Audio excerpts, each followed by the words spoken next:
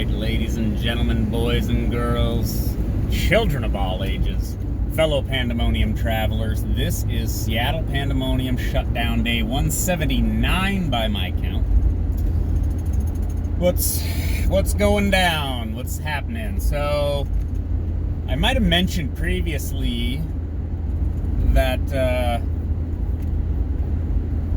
going into town the other day, the East Precinct. I don't know if people understand the sort of geography of Seattle, but you have Capitol Hill, which is like a hill above downtown. It's like one of the higher points in the local area, right? That's where the Chop Chaz thing happened, right? A relatively small area of chaos where black children were killed by the self-appointed police of the Chop. Days after being created, really. The issue there is the same thing as what these clowns on Twitter, I mentioned this yesterday, these clowns on social media are trying to say, oh look, it's quiet down here in Portland at this park, you know, at noon on a Tuesday. Yeah, we know. Most people are not engaged in this, but that federal courthouse has been besieged for like 90 days or 80 days, something ridiculous. Okay, not to rehash yesterday's episode. So last night, the castle. So the West Precinct is in downtown. That's like lower. It's literally downtown. It's lower than Capitol Hill. I have pictures and stuff. I can include the links if you want to see it. They took these giant concrete blocks and they stacked them like Legos and built a barricade around the front of the West Precinct in downtown. So the people, the protesters can attack that and graffiti it all they want. No one's getting hurt. The police don't come out and beat anybody up, so they don't get their optics. It's fine. Well, they did the same thing over at the East Precinct, and I documented this last Friday. I actually physically went and took pictures, okay? They also then put a fence on top of the concrete block castle that they built. And last night, protesters, rioters, whatever you want to call them, they came and they threw some garbage over the fence and they threw, I guess, a Molotov cocktail. They threw some kind of incendiary device that set a fire. I think there might have been two. And then they walked away. And then they went and pushed some dumpsters around. So I want to keep in context something like, let's keep this all in context. They shouldn't be doing that. The police were forced to abandon the police precinct because of rioting. The police may have aggravated the rioting. Okay, I'll give a concession. But the people last night, it was like, I don't know, I could go count heads, but it was like 20, 30 people. They mostly looked like younger people throwing garbage around, and then someone throws a Molotov, and then they walked away. I don't know what you call this, but I even hesitate to call it a riot. It's like rabble rousing or something. It's like some mild arson. You could probably roll a couple of them if you can ID them, and then give them a little sentence of some kind. But that's not the way things actually work. They would just let them go without bail. Blah blah blah. Or you have these weird super PAC kind of things of the Democrat politicians saying, hey, give money to this fund, and the fund is actually to bail out protesters. I don't know. I'd have to pull up the links and stuff again. That was a thing people were talking about, and it looked as though it was legitimate. I'd have to pull it up again in order to more authoritatively say that that's what's going on. But anyways, rambling. The issue is you have a handful of people. They attack the police station, let's say, and it's not really that big of a deal, I guess. It's not really a threat. If anything, they're probably more of a threat to each other than they are to civic order or the police department, okay? But we're not at that level. That's not what's going on. And I want to say this without sounding completely conspiratorial, but what I want to say is, I'll put a pin in this, and maybe I'm wrong. That was a probe. They went out, they threw a firebomb at the building, maybe 2. I'd have to play the footage back. It looked like 2. What's the police response? Well, what they did is they went and drove around Cal Anderson Park with their squad, with their SUVs, the police, with their sirens blaring, in order to, this is kind of a game theory thing, in order to irritate the residents, so that the residents get mad, not at the police, although they could be mad at the police, but mad at the protesters. Because if the protesters, aka rioters in some instances, are I got an SPD right behind me. The idea, I think, is to keep tensions ratcheted up and make the protesters look bad. It's the same thing as the purpose of the block wall, right? The citadel that they built. Fort Kick-Ass, if you will.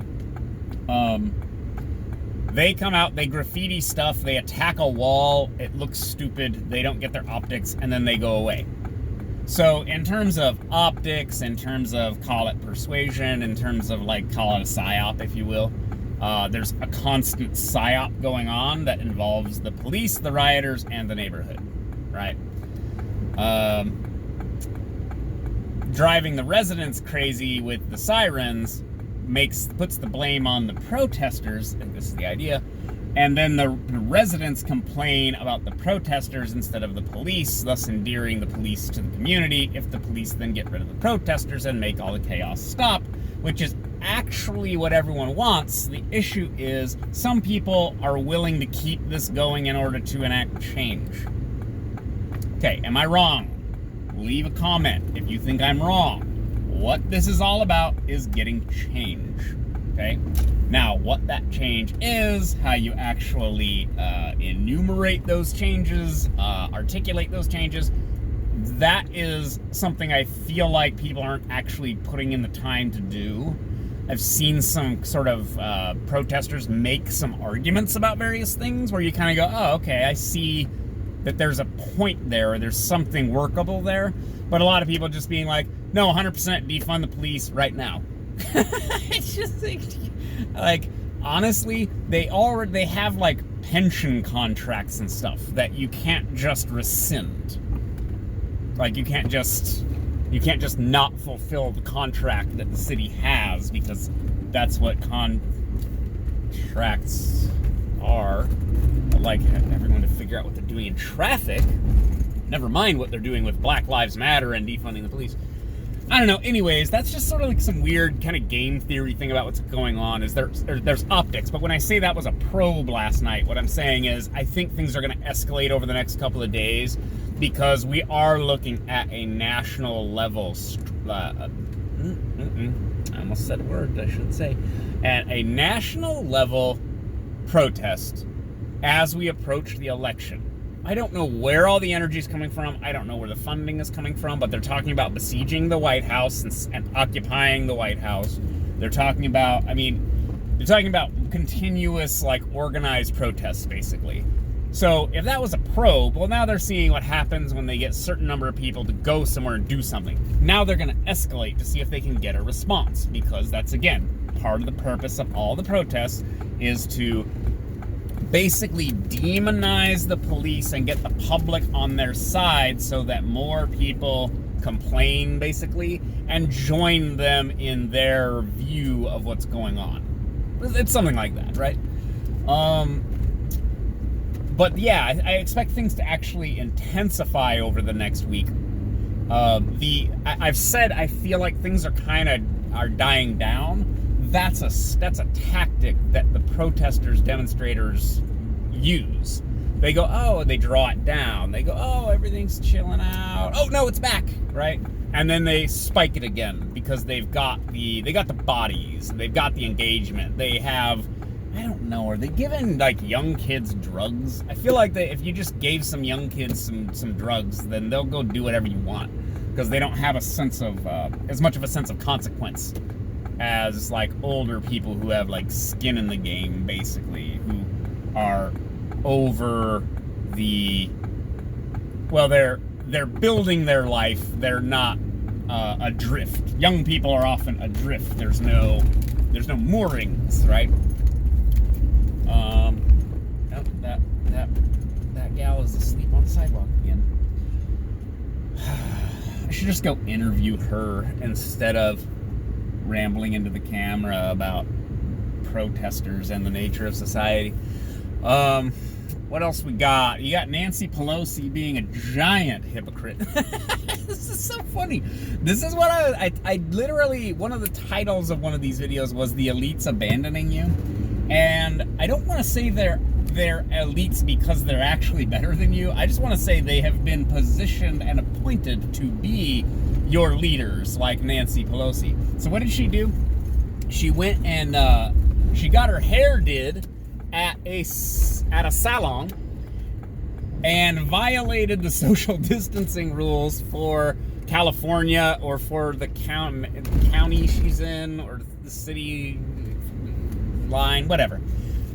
There's surveillance video of her in the place getting her hair done, violating the policy, and basically everybody's just dunking on her. She issued some kind of statement that was kind of like, "Oh yeah, well it's okay for me." I mean, I don't want to just repeat hyper-partisan nonsense, so I'll review.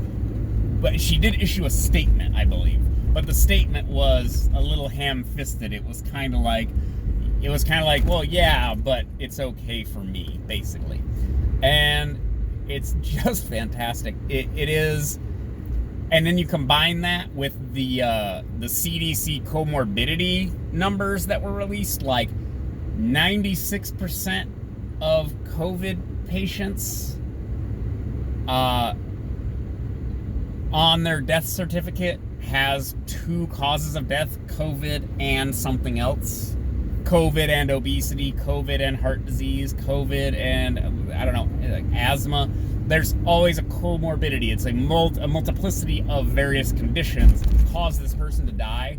So, like, I forget if it was 94 or 96%. So 4% or 6% of COVID deaths are just COVID. But even those were being miscounted, which is part of why all the data is garbage. Like, somebody would fall off a ladder and be injured and then also test positive for COVID and then die, and then they go, "Oh yeah, they died of COVID." It's sort of like that. Like the data is garbage. The basic nature of the pathogen appears to not really be what it is we thought it was.